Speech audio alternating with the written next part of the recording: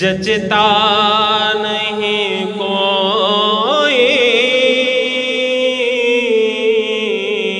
اب میری نگاہوں میں، جچتا نہیں کوئی جیسے میرے سرکار ہیں، ایسا نہیں کوئی جیسے میرے سرکار ہیں، ایسا نہیں کوئی اب میری نگاہوں میں، اب میری نگاہوں میں جچتا نہیں کوئی جیسے میرے سرکار ہیں، ایسا نہیں کوئی جیسے میرے سرکار ہیں، ایسا نہیں کوئی اب نعرہ تکبیر، نعرہ رسالت، نعرہ رسالت۔ الحمدللہ نحمدہ ونستعینہ ونستغفرہ ونؤمن بہ ونتوکل علیہ ونعوذ باللہ من شرور انفسنا ومن سیئات اعمالنا، من يهده الله فلا مضل له ومن يضلل فلا هادي له، ونشهد أن لا إله إلا الله وحده لا شريك له، لا ند له ولا ضد له ولا مثل له ولا مثال له، سرمدی ازلی ابدی دہری دیمومی لا اول له ولا آخر له، ونشهد أن سيدنا وسندنا وحبيبنا وطبيبنا ومأوانا وملجأنا در الله المخزون سر الله المكنون نور الأفئدة والعيون سرور القلب المحزون عالم ما كان وما يكون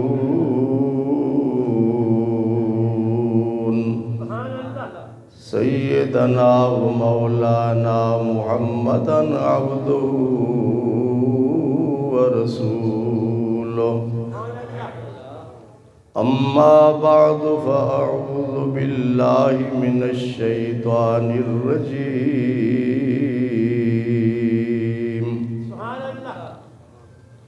بسم الله الرحمن الرحيم،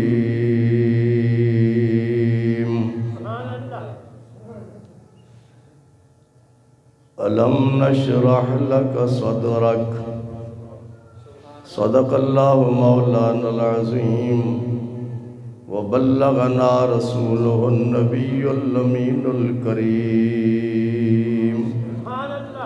انتہائی محبت کے ساتھ بلند آواز سے درود پاک۔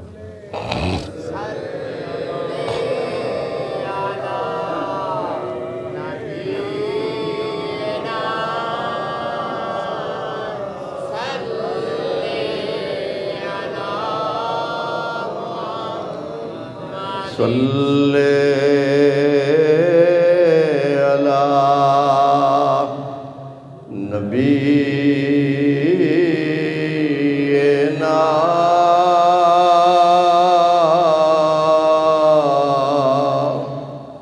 صلی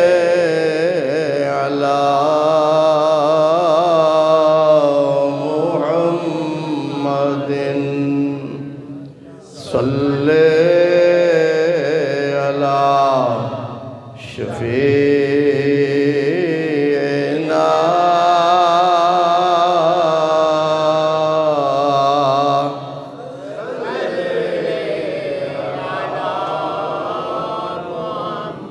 بلغ العلا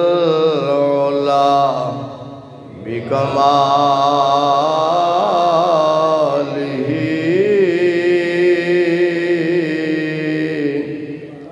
کشف الدجا بجمالہ حسنت جمیع خصالہ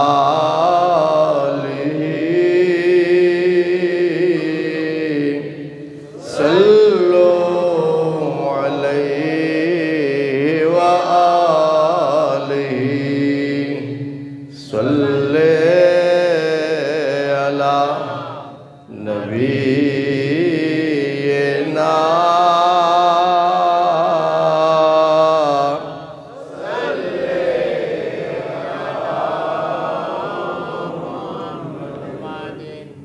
وہ جو نہ تھے تو کچھ نہ تھا، وہ جو نہ ہو تو کچھ نہ ہو، وہ جان ہے جہان کی، جان ہے تو جہان ہے، صلی علی نبینا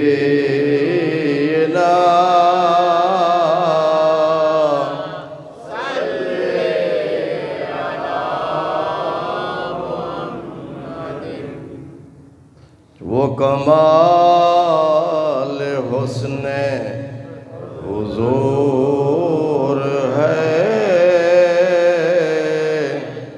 کہ گمان نقص جہاں نہیں، یہی بھول خار سے دور ہے، یہی شمع ہے کہ دعا نہیں، صلی علی نبینا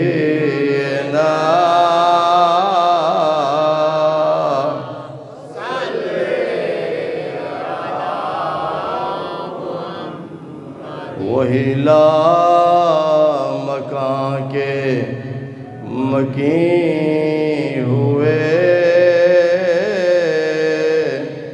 سر عرش تخت نشین ہوئے، وہ نبی ہیں جن کے ہیں یہ مکان، وہ خدا ہے جس کا مکان نہیں، صلی علی نبینا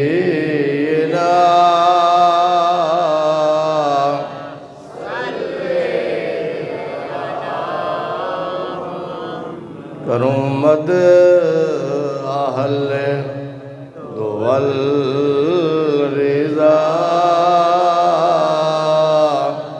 پڑے اس بلا میں میری بلا،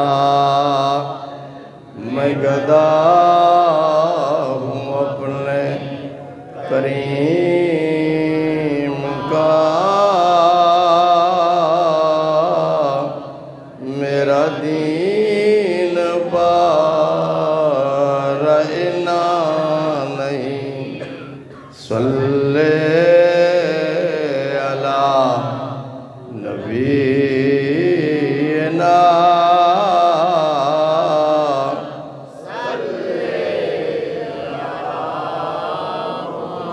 صلی علی رحیمنا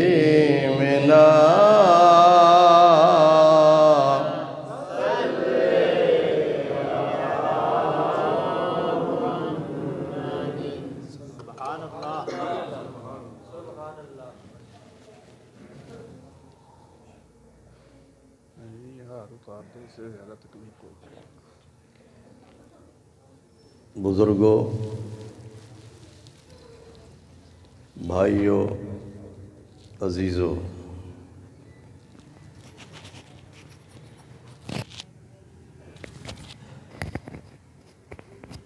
تقریر کا موضوع ہے معراج النبی صلی اللہ علیہ وسلم۔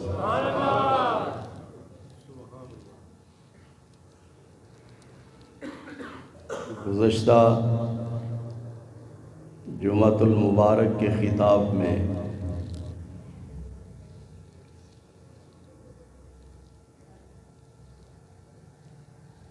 معراج شریف کا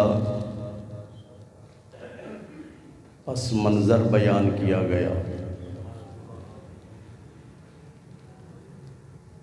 کیا مطلب پس منظر کا؟ کہ حضور صلی اللہ علیہ وسلم کو معراج جیسی اتنی بڑی نعمت کیوں عطا کی گئی؟ اور میں نے یہ بھی بتایا تھا کہ یہ معراج جسمانی ہے، یہ معجزہ ہے جو اللہ تعالیٰ نے اپنے محبوب کریم صلی اللہ علیہ وسلم کو عطا فرمایا۔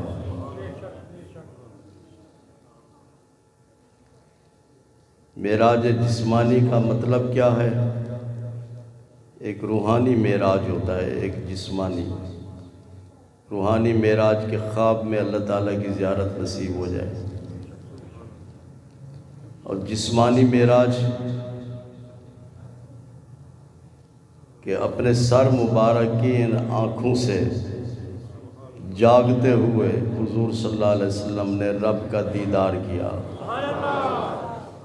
لا مکان پہ پہنچ کر،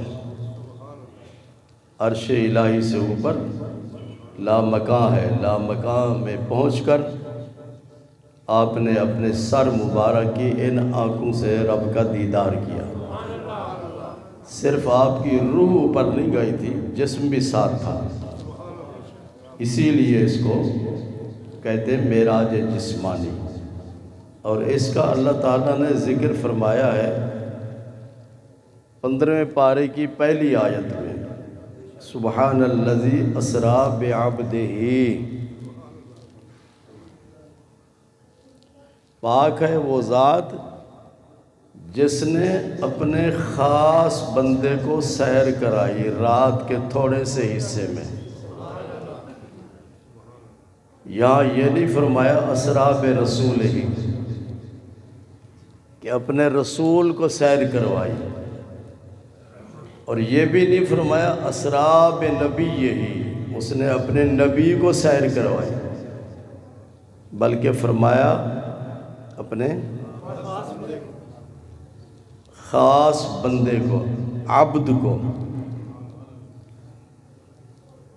عبد عربی زبان کا لفظ ہے،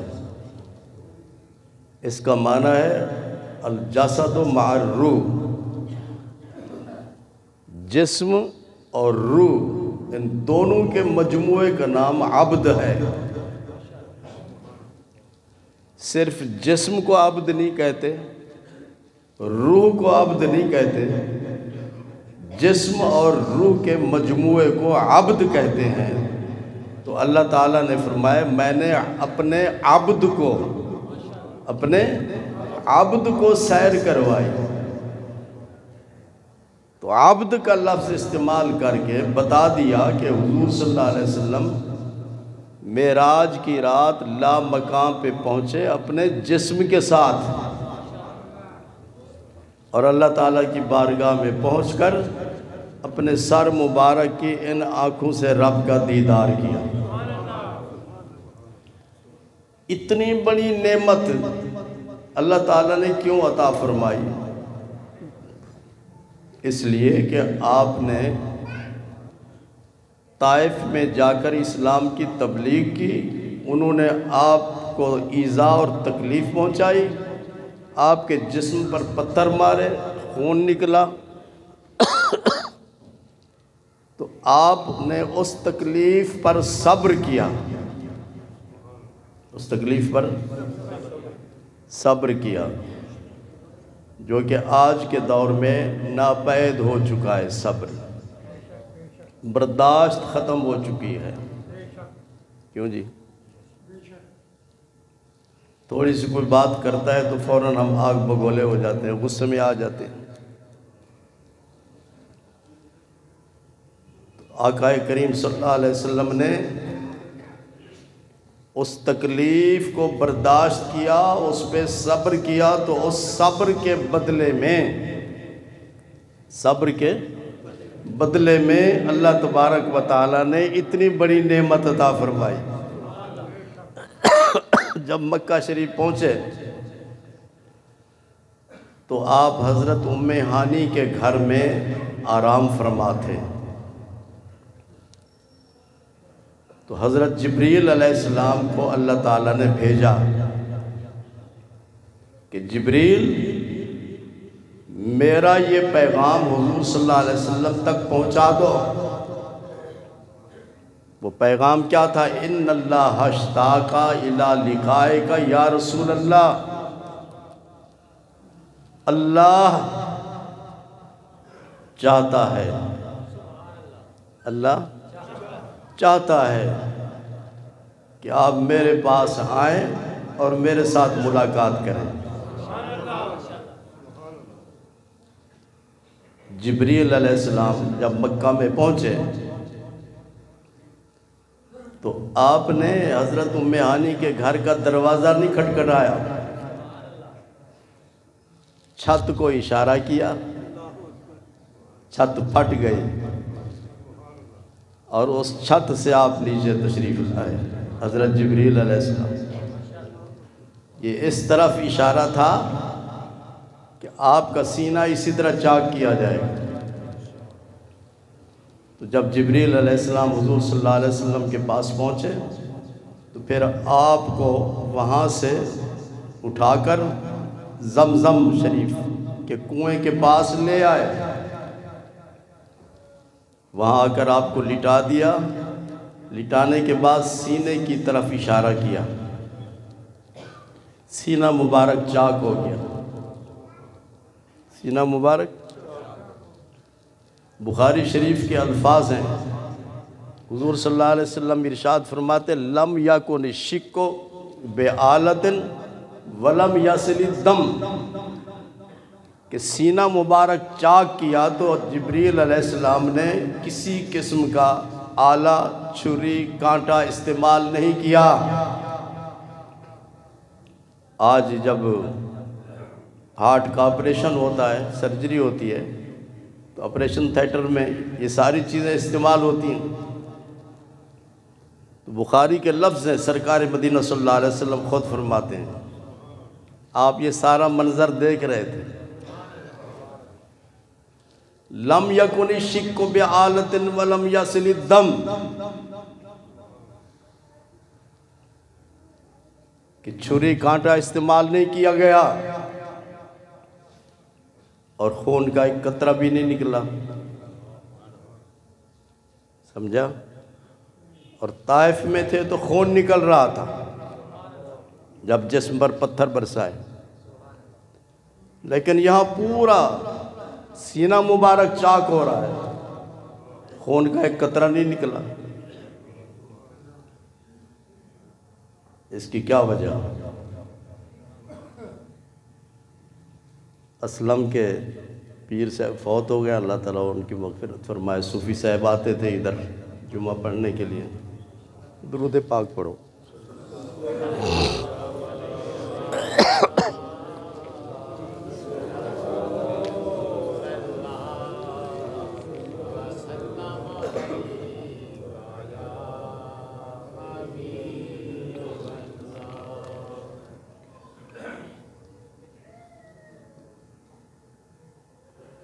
طائف میں جسم پر پتھر لگے، خون نکلا جی، اور ادھر پورا سینہ چاک ہو رہا ہے، خون کا ایک قطرہ نہیں نکلا۔ وجہ کیا ہے؟ یاد رکھنا اس بات کو۔ حضور صلی اللہ علیہ وسلم کو اللہ تعالیٰ نے دو صفتیں عطا فرمائی۔ آپ بشر بھی ہیں، نور بھی ہیں۔ کیا ہیں؟ بشر انسان کو کہتے ہیں، اور نور فرشتوں کو کہتے ہیں، فرشتے نور سے بنے۔ انسان کے جسم سے خون نکلتا ہے، فرشتوں کا بھی جسم ہے لیکن ان کا خون، ان میں خون نہیں ہوتا۔ اللہ تعالیٰ نے حضور صلی اللہ علیہ وسلم کو دونوں صفتیں عطا فرمائی، بشر بھی ہیں، نور بھی ہیں۔ ہماری طرح بشر نہیں ہے اور ہم جبریل کی طرح نور نہیں ہے۔ آپ کی بشریت بھی بے مثال ہے اور نورانیت بھی بے مثال ہے۔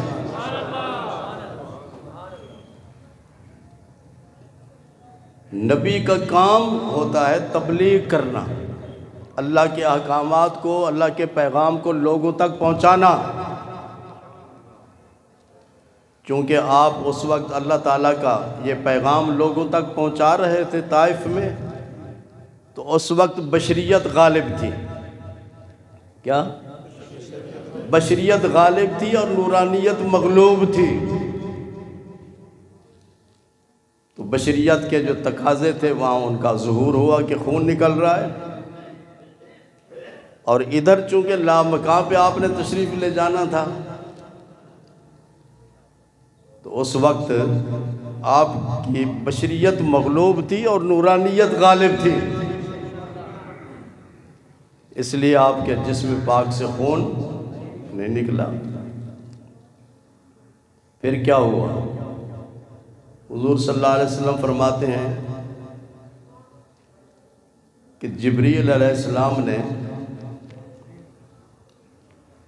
میرا دل نکالا، میرا دل نکالا، اور جنت سے سونے کا تھال لے کر آئے تھے۔ اس تھال میں میرے دل کو رکھا اور اس دل کو چیرا، اور یہ سب کچھ حضور صلی اللہ علیہ وسلم دیکھ رہے ہیں۔ مجھے بتاؤ، اگر کسی کا دل نکال دیا جائے تو وہ زندہ رہتا ہے؟ نہیں رہتا نا زندہ زاہد۔ وہ ایسے انسان ہیں، ہم ایسے انسان ہیں کہ ہم دل کی حرکت کے محتاج ہیں۔ دل ہوگا تو زندہ رہیں گے، دل نہیں ہوگا تو زندہ۔ لیکن حضور صلی اللہ علیہ وسلم ایسے انسان ہیں کہ آپ دل کے محتاج نہیں، دل آپ کا محتاج ہے۔ پھر کیا ہوا؟ سرکار مدینہ صلی اللہ علیہ وسلم فرماتے ہیں کہ جبریل علیہ السلام نے میرا دل نکالا، تھال میں رکھا اور دل مبارک کو چیرا، دل مبارک کو، اس کے اندر کوئی چیز تھی اس کو نکال دیا، اور اس کے اندر حضور صلی اللہ علیہ وسلم فرماتے ہیں کہ حکمت کو بھر دیا گیا۔ جب دل کو چیرا تو جبریل علیہ السلام حیران ہو گئے کہ عجیب دل ہے، فیہ عینان تبصران و اذنان تسمعان، کہ اس دل میں دو آنکھیں ہیں جو دیکھ رہی ہیں اور دو کان ہیں جو سن رہے ہیں۔ دل کے اندر دو آنکھیں اور دو کان۔ آنکھیں کس چیز کو دیکھتی ہیں اور کان کس چیز کو سنتے ہیں؟ لال دین حدیث پاک میں ہے، حضور صلی اللہ علیہ وسلم نے ارشاد فرمایا، انی ارا ما لا ترون وَأَسْمَعُ مَا لَا تَسْمَعُونَ، میری نگاہ وہاں پہنچتی ہے جہاں تمہاری نگاہ نہیں پہنچتی، اور میں اس آواز کو سنتا ہوں جس آواز کو تم نہیں سنتے۔ یہ ہماری آنکھیں ہیں، سامنے جو چیز ہوگی اس کو ہم دیکھ سکتے ہیں، دیوار کے پیچھے اگر کوئی چیز ہے تو اس کو نہیں دیکھ سکتے۔ آپ فرش پر بیٹھیں، فرش کے نیچے جو کچھ ہے اس کو آپ نہیں دیکھ سکتے، کہ دیکھ سکتے ہیں؟ سب کے سامنے جتنے بیٹھے ہیں، میں آپ کو دیکھ رہا ہوں، آپ مجھے دیکھ رہے ہیں۔ اسی طرح اپنے کانوں سے جو نزدیک ہوگا اس کی آواز کو سنیں گے، جو دور ہوگا اس کی آواز کو۔ لیکن اللہ تعالیٰ نے اپنے محبوب کریم صلی اللہ علیہ وسلم کو یہ شان عطا فرمائی۔ آپ ارشاد فرماتے انی اراکم من ورائی کما اراکم من بین یدیّ، میں پیچھے والوں کو ایسے دیکھتا ہوں جیسے سامنے والوں کو دیکھ رہا ہوتا ہوں۔ پھر آپ زمین پر بیٹھے ہیں تو آپ کی نگاہ عرش الہی تک پہنچ رہی ہے، زمینوں کے اندر جو کچھ ہے اس کو آپ دیکھ رہے ہیں، اور فرمایا میں اس آواز کو سنتا ہوں جس آواز کو تم نہیں سن سکتے۔ حدیث پاک میں ہے، ابن قیم نے اس کو روایت کیا، ابن تیمیہ کا شاگرد ہے، حضور صلی اللہ علیہ وسلم ارشاد فرماتے ہیں اسمعوا صلاۃ اہل محبتی حیث کان، جو شخص محبت کے ساتھ درود شریف پڑھے، جی پوری توجہ کے ساتھ، پورے عشق اور محبت کے ساتھ، سرکار کی محبت میں ڈوب کر درود شریف پڑھے، جی تو حضور صلی اللہ علیہ وسلم فرماتے ہیں میں اس کے درود شریف کو خود سنتا ہوں۔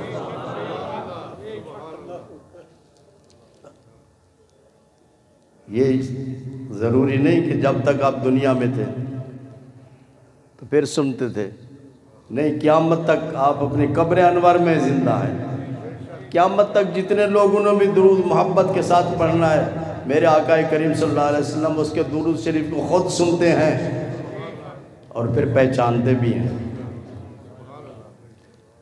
سعید صاحب حدیث پاک میں ہے، میں نے چھوٹا سا ایک رسالہ لکھا تھا صلو علیہ، داتا صاحب جب میری خطابت تھی اس وقت، تو اس میں پہلے حلیہ مبارک اور اس کے بعد میں نے اس میں حدیثوں کے ذریعے ثابت کیا کہ حضور صلی اللہ علیہ وسلم ارشاد فرماتے ہیں مجھے تمہارا درود شریف پہنچتا ہے، درود شریف پہنچتا ہے۔ اس پہنچنے کے کتنے طریقے ہیں؟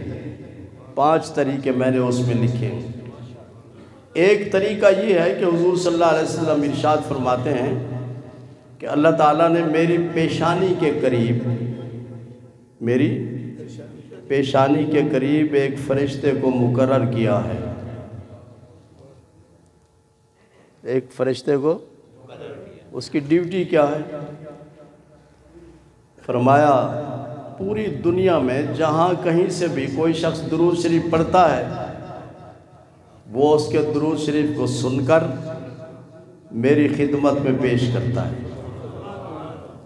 عرض کرتا ہے کہ فلاں آدمی آپ کی خدمت میں درود شریف پیش کر رہا ہے، سلام پیش کر رہا ہے۔ وہ فرشتہ درود شریف پڑھنے والے کے درود کو سنتا بھی ہے، پہچانتا بھی ہے اور دیکھتا بھی ہے۔ تو فرشتہ تو بارگاہ نبوت کا غلام ہے کہ نہیں؟ غلام کی یہ شان ہے، اس کی یہ طاقت ہے کہ ہمارے درود شریف کو سنتا ہے اور پہچانتا ہے کہ یہ سعید صاحب ہیں جنہوں نے درود شریف پیش کیا ہے۔ یہ تو تھا نا زندگی میں، دنیا کی زندگی میں۔ وصال کے بعد اب وہ فرشتہ حضور صلی اللہ علیہ وسلم کی قبر شریف کے سرانے کھڑا ہوا ہے، اور قیامت تک اس کی یہ ڈیوٹی ہے۔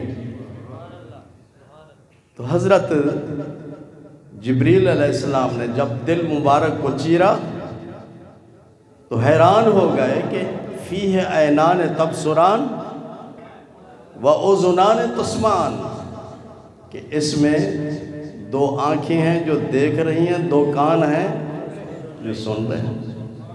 پھر انہوں نے زمزم کے پانی سے دل مبارک کو دھویا، دھونے کے بعد پھر دل کو اپنی جگہ پر رکھا، پھر اشارہ کیا تو سینہ آپس میں مل گیا، کوئی ٹانکے وغیرہ کا کوئی نشان وہاں پہ نہیں تھا۔ سمجھ رہے ہیں؟ پھر حضور صلی اللہ علیہ وسلم ارشاد فرماتے ہیں کہ جنت سے براق لایا گیا۔ براق گھوڑے سے چھوٹا ہوتا ہے اور خچر سے تھوڑا سا بڑا ہوتا ہے۔ فرماتے ہیں کہ اس پہ مجھے بٹھایا گیا اور آپ کے پیچھے حضرت جبریل علیہ السلام بیٹھے ہیں، اور چاروں طرف ہزاروں کی تعداد میں فرشتے تھے جو صلاۃ و سلام پڑھ رہے تھے۔ حضور صلی اللہ علیہ وسلم نے ارشاد فرمایا اس براق کی رفتار کتنی تھی، کتنی سپیڈ تھی اس براق کی؟ فرمایا یادہ حافرہ عند منتہا بصرہ، جہاں اس کی نگاہ پہنچتی تھی وہاں اس کا قدم پہنچتا تھا۔ جی، جہاں اس کی نگاہ ختم ہوتی تھی وہاں اس کا قدم پڑتا تھا۔ پھر راستے میں حضرت جبریل علیہ السلام آپ کو بتاتے گئے کہ یہاں آپ رک جائیں، یہاں آپ 2 رکعت نفل ادا کریں۔ پوچھا یہ کون سی جگہ ہے؟ فرمایا یہ آپ کی ہجرت کی جگہ ہے، مدینہ منورہ۔ پھر آگے تشریف لے گئے تو پھر فرمایا کہ یہاں آپ رک جائیں، یہاں 2 رکعت نفل ادا کریں، یہاں حضرت موسیٰ علیہ السلام کی قبر ہے۔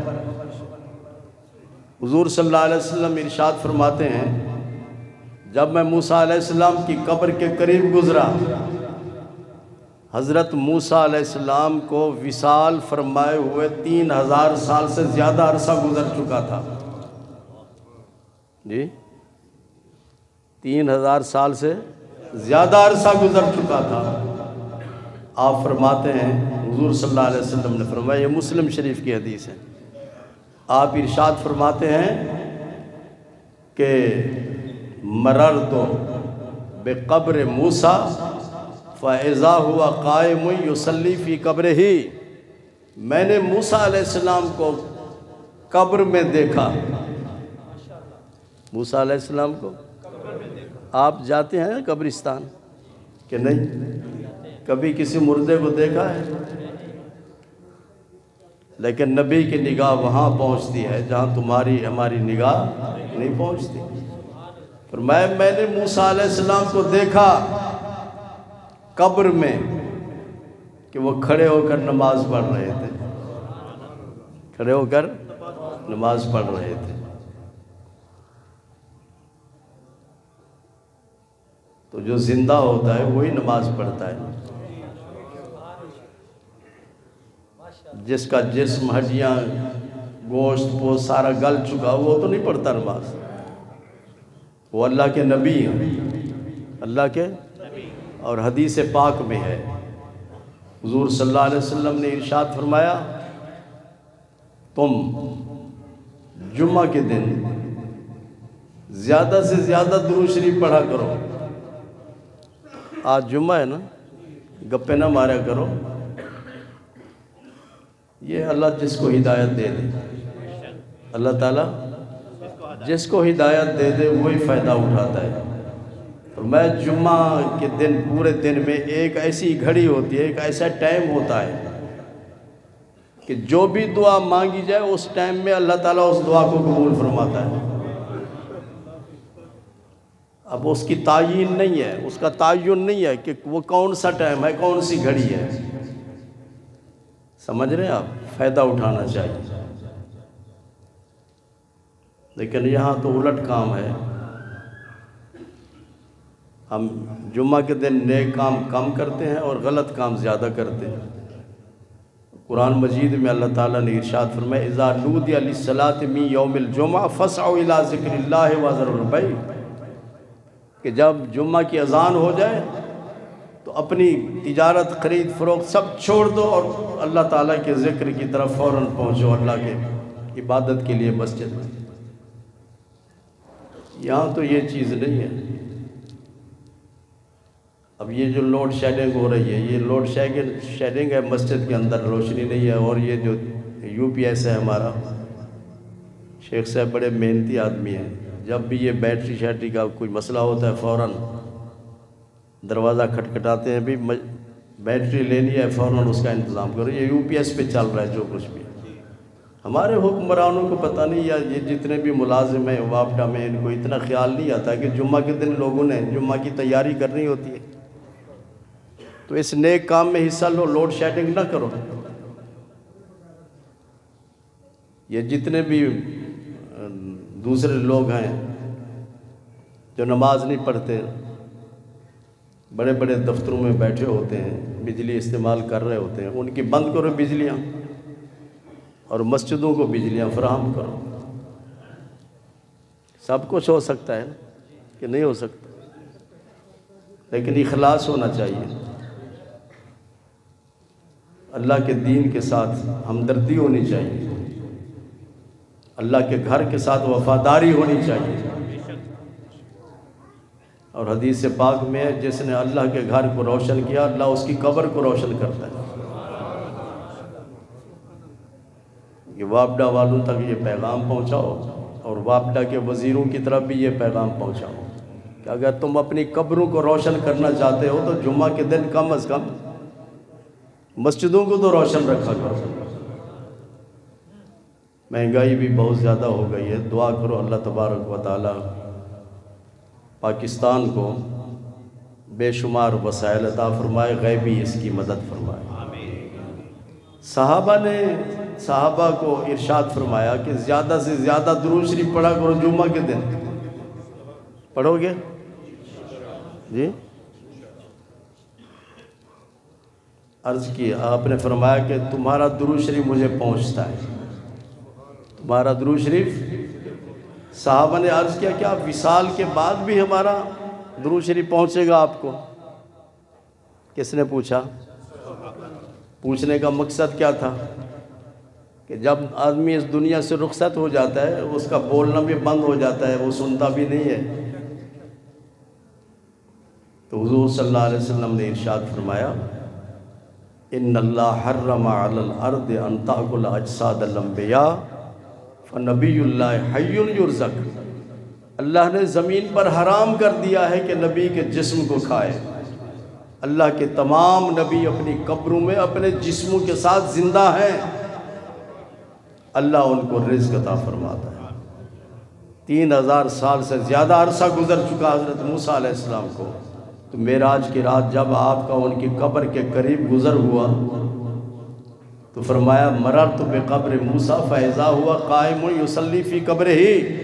میں نے موسیٰ علیہ السلام کو قبر میں دیکھا کہ وہ کھڑے ہو کر نماز پڑھ رہے تھے۔